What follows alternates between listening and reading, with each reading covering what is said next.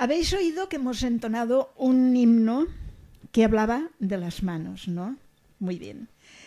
Dice, todos los miembros de nuestro cuerpo son útiles, ¿o no? Yo creo que sí, porque tenemos la vista, que es para ver, para mirar, para contemplar las maravillas que Dios ha dado. Tenemos los oídos para oír, aunque hay veces que valdría la pena no escuchar según qué cosas, pero bueno, tenemos los oídos para poder oír. Tenemos los pies para poder andar, para poder ir por los caminos de Dios, para poder llevar una ruta recta que nos pueda llevar a los pies de Jesús. Pero hay una cosa, ¿y las manos? ¿Nos sirven para algo las manos? Yo creo que las manos nos van a servir para mucho. Y la Biblia habla de muchas circunstancias en que las manos fueron algo importantes. Y hoy lo vamos a presentar. Vamos a leer historias de varias manos que hicieron algo en la palabra de Dios. ¡Ay, las manos! Cuando empecé a reflexionar, comprobando que las manos son algo maravilloso, algo útil, estuve pensando, pero tener en cuenta que las manos, las cosas, según en qué manos están, tienen más valor o menos valor. Y eso lo tenemos que saber. Por ejemplo, una raqueta de tenis en mis manos, ¿qué es? Simplemente es un cacharro, porque en mis manos no tiene ningún valor. Pero en cambio en las manos de un tenista tienen un gran valor. Una onda, ¿sabéis lo que es una onda? En mis manos, ¿qué es? Un juguete. Pero en las manos de David fue la salvación para el pueblo. Dos panes y 2 peces en mis manos. ¿Qué pensáis que pueden ser? Pues 2 bocadillos. ¿Os dais cuenta? Pero en las manos de Cristo fueron la alimentación para miles. Sirvieron para alimentar a miles de personas. Unos clavos en mis manos. ¿Para qué van a servir unos clavos? Para hacer una mesa, para hacer una silla, para hacer cosas. Unos clavos en las manos de Cristo producen la salvación de toda la humanidad. Bueno, vamos a seguir con las manos. Porque hay, por ejemplo, os habéis visto que en las televisiones, a veces cuando se anuncia una cosa, hay al lado una persona que está manejando las manos. O sea que las manos también son una expresión de nuestra palabra. Las personas que son sordas no pueden hablar de otra manera, sino que se comunican con gestos de las manos, maravillosos gestos que cuesta muchísimo el aprender a hablar por signos. Yo hay veces que lo he pensado, tengo que ir a aprenderlo, pero voy a tantos sitios que no sé si me va a dar tiempo, pero me gustaría aprender el signo de las manos porque es maravilloso. Cuando estás con una persona que ves que no puedes hablar y que con las manos le puedes decir las cosas, es algo maravilloso. Por ejemplo, cuando un anciano está triste, si lo acaricias, esa caricia lo consuela. Un niño cuando llora, ¿qué hacéis con un niño cuando llora? Lo cogéis, lo abrazáis, le dais vuestro amor, ¿verdad? Bueno, pero la Biblia en esas grandes expresiones nos revela que hay muchas otras cosas. Vamos a ir poniéndolas en su sitio cada cosa. Y empiezo la meditación de hoy con la historia de unas manos. La historia primera que vamos a hacer, si lo queréis seguir, vamos a leer en Éxodo los versículos, el capítulo 4, del versículo 1 al versículo 8, si los queréis seguir. Dice que entonces Moisés respondió a Dios, lógicamente: he aquí que ellos no me creerán, ni oirán mi voz, porque dirán: no te ha parecido Jehová. Aquí entró la duda en el pueblo de Israel. Y Moisés estaba muy preocupado. Señor, si no me van a escuchar. Pero Dios le da una explicación y le dice: ¿qué es eso que tienes en la mano? ¿Os dais cuenta? Y iréis viendo que la mano en cada expresión va saliendo en todas partes. Y él respondió: una vara. Él le dijo, echa la tierra. Y él la echó y la vara se hizo una culebra. Y Moisés huía de ella. Yo también hubiera oído. Más claro es agua. Aquí empezó, o sea, en el primer versículo empieza la duda del pueblo. A Moisés no lo van a creer porque ¿cómo se te ha parecido Dios? No es verdad. Pero aquí dice Dios, tú haz esto, ya verás. Entonces Jehová le dijo a Moisés, extiende tu mano y cógela por la cola. Y extendió la mano y tomó y se volvió la vara otra vez en su mano. ¿Aquí qué demuestra Moisés? Confianza. Confía en la palabra de Dios.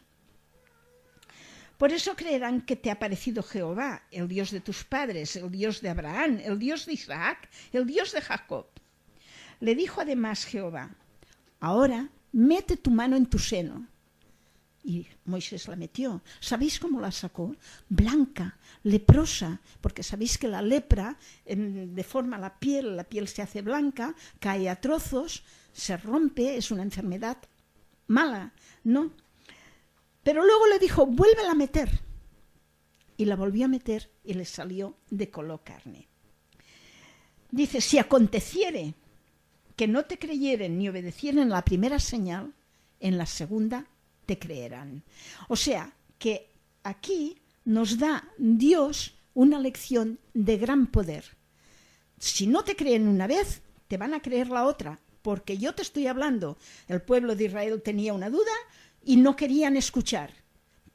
Y Moisés le daba miedo. Pero Dios le dijo, tú haz lo que yo te digo y ellos te creerán. Vamos a seguir. Continúo con Moisés ahora, esta vez. Porque resulta que hubo un gran problema en Israel. Toda la congregación de los hijos de Israel partió hacia el desierto de Sim por sus jornadas conforme al mandamiento de Jehová y acamparon en Refidim. Y no había agua para el pueblo para que bebiese. El capítulo 17, versículo 1.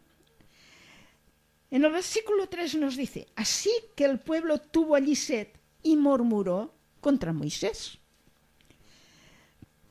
Y él le dijo, ¿por qué nos hiciste subir de Egipto para matarnos de sed a nosotros y a nuestros hijos y a nuestros ganados? Al verse faltos de agua, olvidaron la promesa que había hecho de no volver a desconfiar de Jehová. Y entonces, ¿qué hicieron?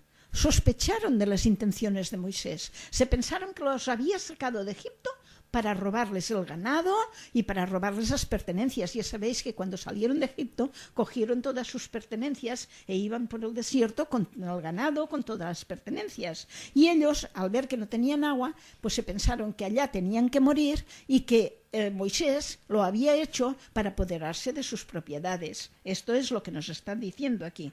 Entonces clamó Moisés a Jehová diciendo, ¿qué haré con este pueblo? Hay veces que nosotros queremos hacer algo por alguien y tampoco nos se deja guiar, no se deja orientar. Y a veces que también le decimos, Señor, ¿qué vamos a hacer con esta persona? Pero bueno, el Señor es misericordioso. Dice Moisés, ¿qué voy a hacer con este pueblo? De aquí a poco me apedrearán. Y Jehová dijo a Moisés, pasa adelante y toma también en tu mano la vara que te di.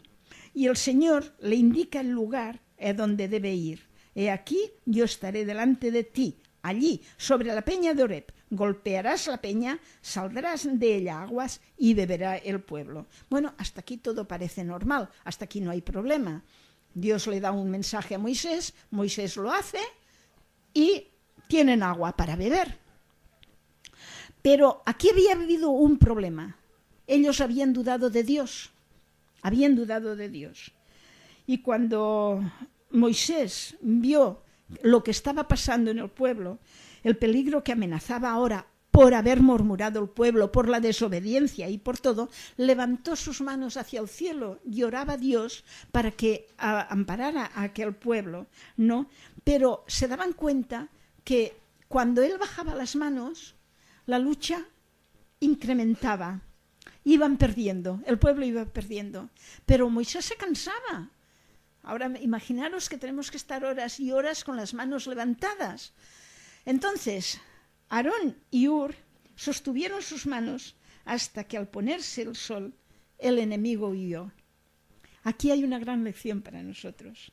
A veces también nosotros nos fatigamos y entonces somos sostenidos por nuestros hermanos que oran por nosotros.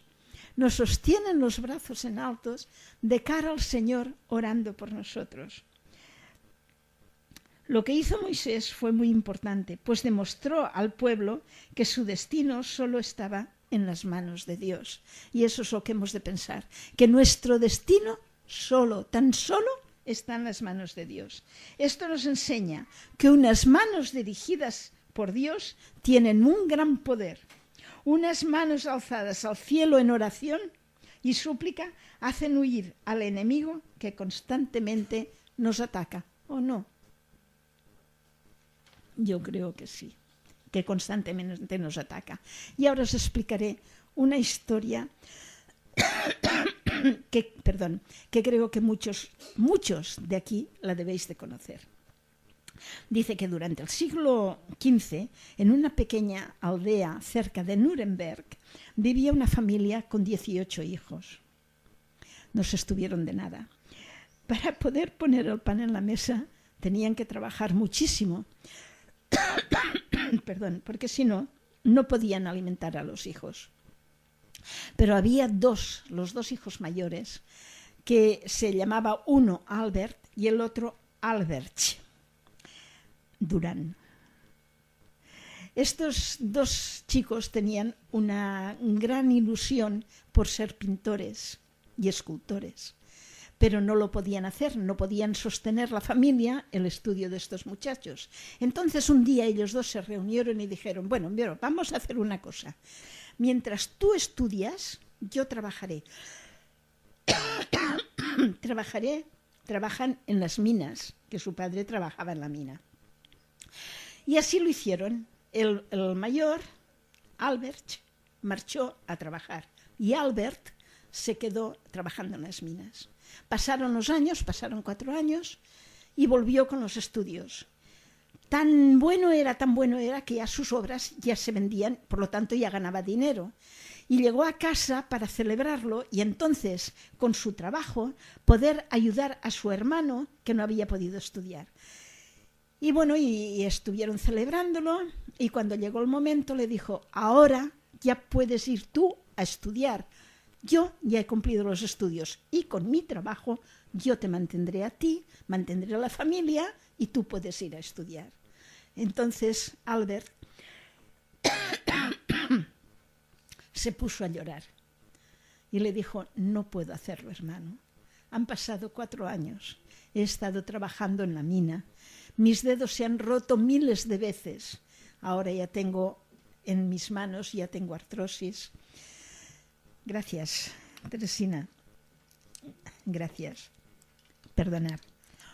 Ya tengo artrosis y es imposible, ya no lo puedo hacer. Entonces su hermano, Albert, quedó muy entristecido al ver que no podía de ninguna manera hacer ir a estudiar a su hermano. Y un día, perdón, me ha cogido la tos. No. Y un día entró en la habitación y encontró a su hermano orando, con las manos unidas dirigidas al cielo. Cuando vio aquellas manos, dijo, no te he podido ayudar en los estudios, pero tú vas a ser famoso. E hizo una fotografía que muchos de vosotros seguramente la habéis visto, de unas manos que están así, que dice que primero él la tituló Manos, pero luego la gente mismo la titularon Manos que oran. Si los buscáis por internet, las encontraréis. Muchas gracias. Perdón.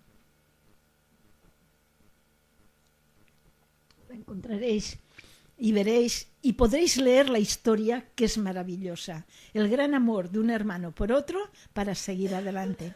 Bueno, hasta aquí esta bonita historia. Y ahora empezamos con unas manos maravillosas, las manos de Jesús. Manos que, por cierto, No quiere decir que fueran finas, eran manos trabajadas. Él había trabajado de carpintero, él había trabajado con su padre ayudándolo, por lo tanto eran unas manos ásperas por el trabajo. Pero las manos del Salvador, ¿cómo eran?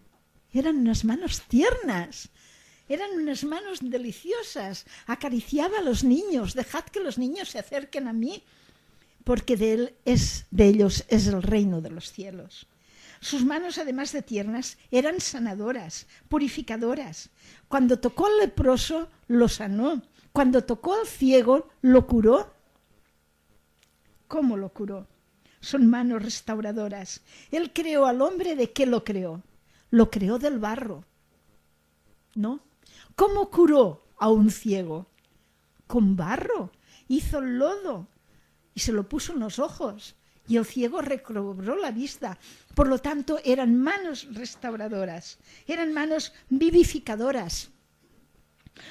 El Salvador, cuando tocó el féretro del cadáver del hijo de la viuda de Naín, compadeciéndose del dolor de la madre, porque el Señor se compadece de nuestro dolor, y eso lo tenemos que tener presente. Cuando sufrimos, nunca podemos decir, Señor, ¿dónde estás?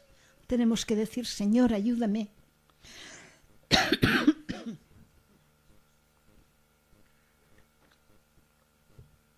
Mal día me ha cogido hoy. Y entonces lo restauró a la vida y le dijo, levántate. Y se lo entregó a su madre. Ni siquiera la muerte logró vencer las manos del unigénito Hijo de Dios. Hay unas manos que un día se lavaron. ¿Sabéis de quién os estoy hablando? De Pilatos. Unas manos que él, al fin y al cabo, no quería matar a Cristo. Pero llegó un momento que lo apretaron tanto, que le dijeron tanto, que si no lo hacía, lo sacarían de su lugar, del puesto que estaba ocupando, que él en aquel momento tuvo miedo. A veces puede más el qué dirán que la verdadera justicia. Tenía miedo de perder su posición.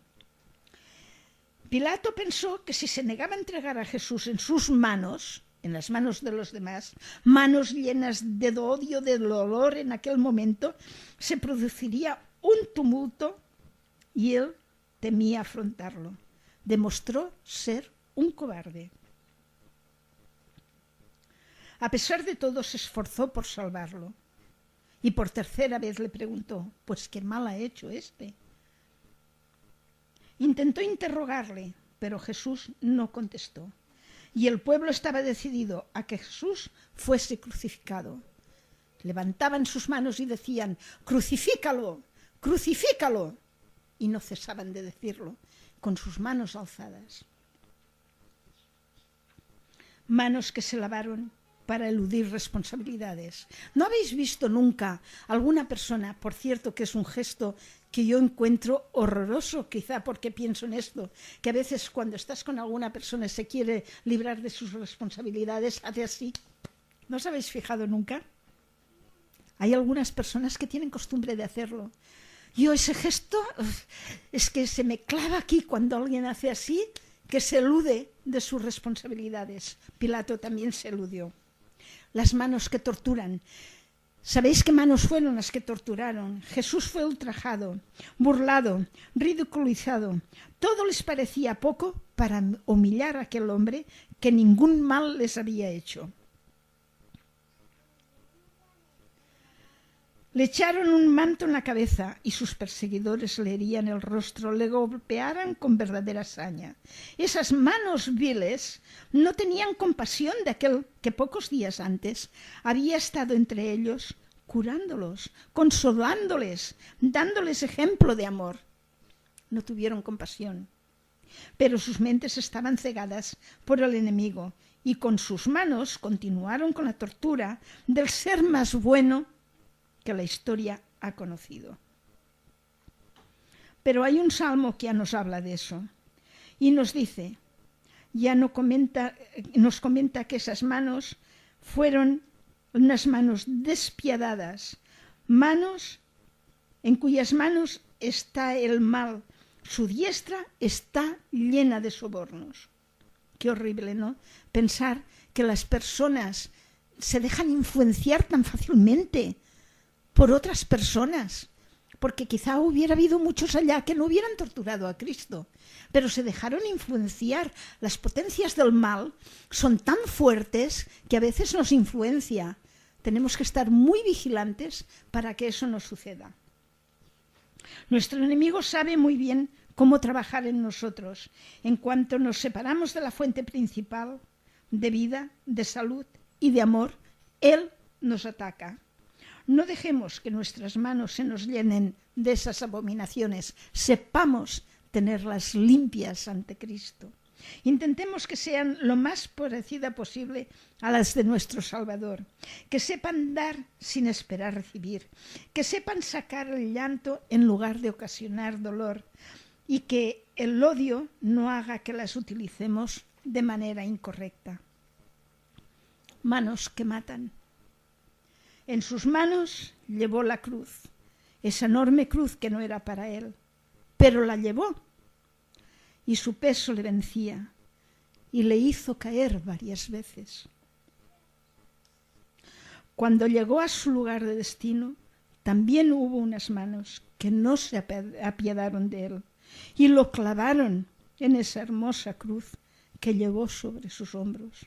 Enorme cruz. He dicho hermosa, disculpad. Enorme cruz que llevó sobre sus hombros. Padre, perdónalos, que no saben lo que hacen. El Salvador no dejó de escapar ni una sola queja, pero había grandes gotas de sudor en su frente y no hubo mano compasiva que enjugase el rocío de muerte de su divino rostro. ¿Os imagináis que tuvierais al lado una persona con dolor, sudando, llorando, teniendo dolor, y que compasivamente no fuésemos capaces de limpiarle ese sudor que le produce esa agonía que está pasando? Y no hubo mano compasiva que enjugase el rocío de muerte de su divino rostro. En este caso las manos fueron herramientas duras utilizadas sin piedad, y en esas manos demostraban con sus actos endurecimiento de sus corazones. El corazón se puede endurecer, pero las manos al obrar también se endurecen. Con un tupido velo que los cegaba para que no pudieran ver quién tenían delante, el verdadero Hijo de Dios. Pero Jesús resucitó. Y entonces, yendo por un camino, se encontró a dos de sus discípulos. Ya sabéis en qué camino me refiero, ¿no? El camino de Emaús. Y esos discípulos iban tristes porque habían perdido al que ellos creían que hubiera sido el rey de Israel. Iban hablando y comentando, y se les juntó un hombre que iba también por el camino. Y cuando esta persona se les juntó, le dijeron: ¿pero tú eres el único que no sabes lo que ha sucedido hoy? Y él dijo: sí que lo sé. Y entonces, en un acto de amor, les enseñó sus manos y les enseñó sus pies y les dijo: yo soy. Pero hubo otro personaje que también dudó. Hemos de tener presente y hemos de procurar pensar que nosotros no hemos de dudar nunca de la palabra de Dios, hermanos. Pero ese personaje también dudó. ¿Sabéis de quién me refiero? Tomás, exacto, Jonathan. Tomás dice: si no meto mis dedos en sus manos y en sus pies y mi mano en su costado, no creeré que es él. Entonces Cristo, en su verdadero amor, en ese amor tan grande que tiene por todos, se compadeció de Tomás, se le apareció entre sus discípulos y le dijo: ven, Tomás, toma, mete tu dedo en mis manos y mete tu mano en mi costado. Y entonces Tomás reconoció como Señor al que tenía delante, se arrojó a sus pies, a los pies de Jesús, y clamó: Señor mío y Dios mío. El trato que concedió a Tomás Jesús dio una lección a sus seguidores. Su ejemplo nos enseña cómo deberíamos de tratar a los que tienen una fe débil. Hay muchas personas, incluso las podemos tener entre nosotros, de fe débil, pero tenemos que tratarlos como Cristo trató a Tomás, con un gran amor. Siempre tienen excusas para poner en duda sus cosas y siempre poniendo peros delante de cualquier situación que ellos no ven claras. Pero Jesús nos enseña que debemos ser pacientes y demostrar con hechos lo que quieren saber. ¿Qué hechos son esos? Nuestros hechos son la palabra de Dios. Escuchad bien, Dice, ¿qué hechos son esos? Nuestros hechos son la palabra de Dios. Tan solo con ella en nuestra mano seremos capaces de disipar las dudas que se pueden plantear. Es cierto, porque hay personas que cuando les hablas de la palabra de Dios tienen muchísimas dudas, pero si la tenemos en nuestra mano y esas dudas, abrimos la palabra de Dios y esas dudas la buscamos aquí, podemos encontrar lo que ellos necesitan en aquel momento para no tener dudas.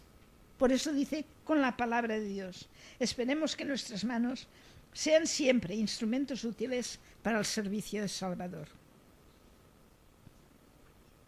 Manos que salvan. Tenemos otro personaje en la Biblia. Un personaje que en un momento dudó de Jesús. En un momento dado. Estaba Pedro en una barca, se les acercó un personaje, no sabían quién era, pero él le dijo, no temáis, yo soy. Y Pedro, ya sabéis que era muy así a su manera, dijo, si eres tú, haz que yo venga hacia ti por encima de las aguas. Y Cristo simplemente, pues ven. Pero cuando estuvo sobre las aguas, ¿qué le pasó? Dudó. Dudó. Y al dudar, ¿qué le pasó? Se hundió. Pero se hundió porque apartó los ojos de Cristo. ¿Qué nos enseña esto? Que nosotros, cuando le pedimos una cosa a Cristo, por más que nos parezca que salimos adelante, jamás hemos de dudar de que Cristo está a nuestro lado, extendiendo su mano, porque Cristo extendió su mano y lo cogió y le dijo, hombre de poca fe. Por lo tanto, tenemos que saber que Cristo está a nuestro lado, siempre con la mano extendida, para podernos sacar del apuro en que nos podamos meter, que normalmente nos solemos meter en muchos. Pero ahora vuelvo a Jesús porque es algo que es maravilloso. ¿Sabéis qué? Al volver a Jesús quiero hablar de sus hermosas manos. Esas manos, como hemos dicho antes, que eran trabajadas, que eran callosas, que a la vez eran suaves y compasivas. Sus manos que fueron atravesadas por ti y por mí. Esas manos que fueron clavadas en una cruz, que fueron humilladas. ¿Necesitaba Cristo pasar eso? ¿Necesitaba Cristo pasar esa humillación? Yo creo que solo el amor tan grande que tuvo, le hizo pasar por ese trauma. Pero hemos de pensar que esto ya estaba profetizado. En Isaías 49:16 dice, he aquí en las palmas de las manos te tengo esculpida. O sea, yo estoy esculpida en las manos de Cristo y vosotros también estáis en sus manos. Incluso en la cruz, esas manos fueron extendidas en un abrazo universal con el fin de atraer a todo pecador arrepentido. Yo no entendía a veces, porque una vez me dijeron que las manos extendidas así eran manos de amor, pero nunca jamás pensé que pudieran ser las manos de Cristo extendidas en la cruz. Y verdaderamente unas manos extendidas. Cuando extendemos las manos, cuando vamos a un amigo, ¿qué hacemos? Le extendemos las manos para abrazarlo. Cristo en la cruz tuvo sus manos extendidas en un abrazo de amor, porque Él no quiere que nadie se pierda. Por eso dio su vida, para que todos sean salvos. Él nos conoce e intercede por nosotros. El divino intercesor aboga porque todos los que han vencido por la fe en su sangre se le perdonen sus transgresiones. Mientras Jesús intercede por los que participan de su gracia, hay alguien que trabaja en contra. Satanás los acusa ante Dios como transgresores. Tenemos un gran enemigo, no lo tenemos que despreciar. No tenemos que darle pie para que entre en nuestras vidas. Y Él, Cristo, está abogando por nosotros. Jesús no disculpa los pecados, eso lo tenemos todo claro, ¿verdad? Pero en cambio ama al pecador arrepentido y que por fe reclama el perdón. Levanta sus manos heridas. ¿Habéis visto el marcador que os he dado?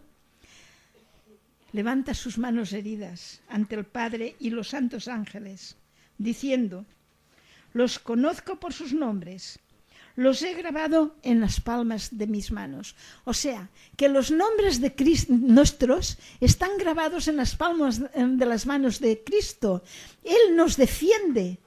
Él dice: no me vengas aquí, le dice a Satanás, a decir que estos no me pertenecen porque yo los llevo grabados en las palmas de mis manos. Y es la única manera en que lo puede demostrar, mostrando sus manos que llevan una señal que la llevarán por la eternidad. Es una señal preciosa, es una señal que nosotros debemos de amar, reverenciar y adorar. Porque por nosotros se dejó clavar en una cruz, se dejó ultrajar, se dejó pegar, se dejó abofetear, se lo dejó hacer todo. ¿Pero por qué? Porque nos ama y nos amaba, porque dice que nos amaba desde la eternidad. Hasta el final del tiempo llegará su amor. Esta cita que os he hablado de las manos, yo no sé si alguno la tenéis, esta matutina, que es una matutina de Elena de White, que se llama Dios nos cuida, si no, la buscáis, que ahora tenéis medios, todo el mundo, de buscarlo por internet. Es del día 18 de marzo y continúa diciendo: sus nombres están escritos en el libro de la vida y cerca de ellos escribe: andarán conmigo en vestiduras blancas porque son dignos. Apocalipsis 3:4. Hay algo muy importante en las manos de Cristo. A mí me entusiasma. Yo no sé si a vosotros os puedo transmitir esta ilusión que yo tengo, pero ojalá os lo pudiera transmitir. Dice: luz en sus manos. ¿En qué manos? En las de Cristo. Y cuando vengan las nubes de los cielos, rayos surgirán de sus manos atravesadas. Qué bonito, ¿verdad? Rayos brillantes salían de sus manos y allí estaba su poder. Nos dice Habacuc 3:4. Si alguno quiere tomar nota, lo podéis hacer. Un poder tan grande como para salvar a todo el mundo perdido. Y en el momento culminante de su vida, por esas manos ultrajadas, veremos el amor de Dios para una raza caída.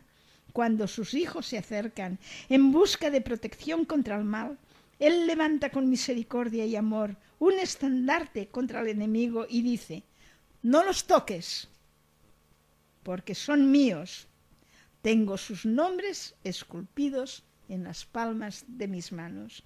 Esto lo encontraremos en Profetas y Reyes, página 418. Solo las manos de Jesús nos pueden salvar. Así que buscad a Jehová mientras pueda ser hallado. Llamadle, entre tanto está cercando. Isaías 55:6. Mis queridos hermanos, mis queridos amigos, digámoslo al mundo con la fuerza de nuestro corazón, con voz firme, con voz grande, con esa voz que no se apague, que tenga fuerza, que pueda ayudar a las personas que lo escuchan, que digan: ¿qué siente esa persona para hablar así? Nuestra voz tiene que ser firme, fuerte, al decir, mis queridos hermanos, al decir con esa voz fuerte que las manos de Cristo clavadas en la cruz por nuestros pecados, son nuestra última y nuestra única salvación. Amén. Yo, ya sabéis que de vez en cuando me gusta leeros una poesía. He traído una, con que veo que tengo 5 minutos de tiempo. Si me lo permitís y la queréis, os la voy a leer.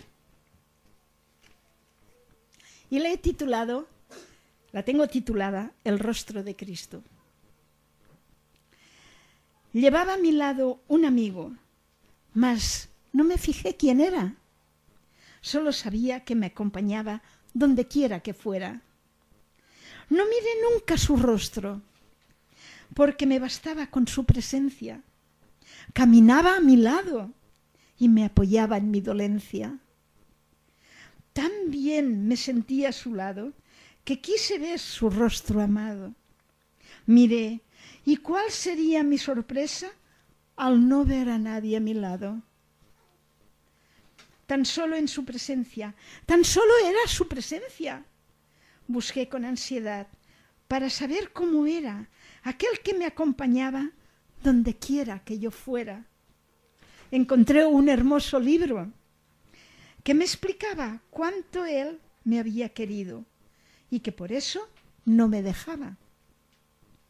¿Por qué no podía ver su rostro si era mi amigo? Seguí buscando y al fin hallé cómo ver aquel rostro que tanto amé. Lo vi en mi caminar a mi lado, rostro compasivo y preocupado. Lo vi cuando estaba enfermo, amante y sereno. Lo vi en mis alegrías, él estaba conmigo riendo. Lo vi en mi dolor, cuando por mis pecados estaba sufriendo. Lo vi cuando murió en la cruz, alzando sus ojos al cielo y diciendo a nuestro Dios: no les tengas en cuenta lo que han hecho. Oh rostro divino, oh rostro amado, tu alegría y tu dolor en tu rostro he visto reflejado, porque tú quisiste que te conociera, en un libro lo dejaste plasmado y me diste la oportunidad de que pudiera leer en aquel libro que me dio a entender y a conocer tu rostro amado. Bien, queridos hermanos, que el Señor os acompañe el resto de la semana, que os bendiga y que podamos alabar a Dios como Él se merece.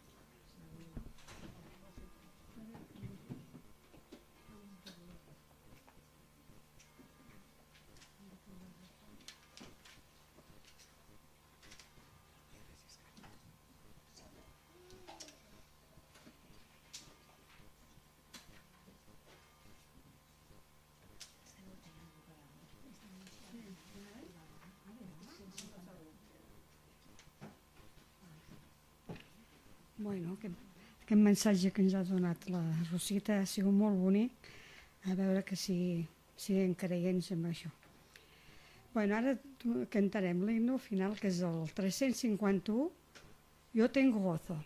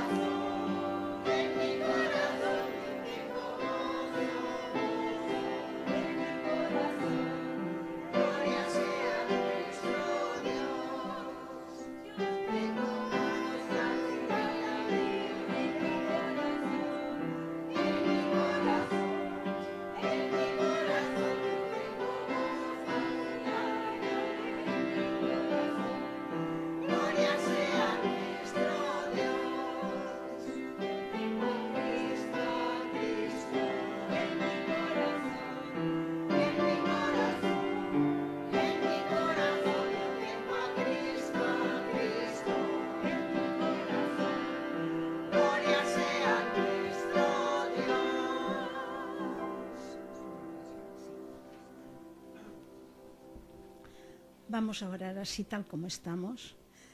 Señor y Padre que estás en los cielos, gracias, Dios mío, por el gozo y la alegría que pones en nuestro corazón para vivir por ti y para ti.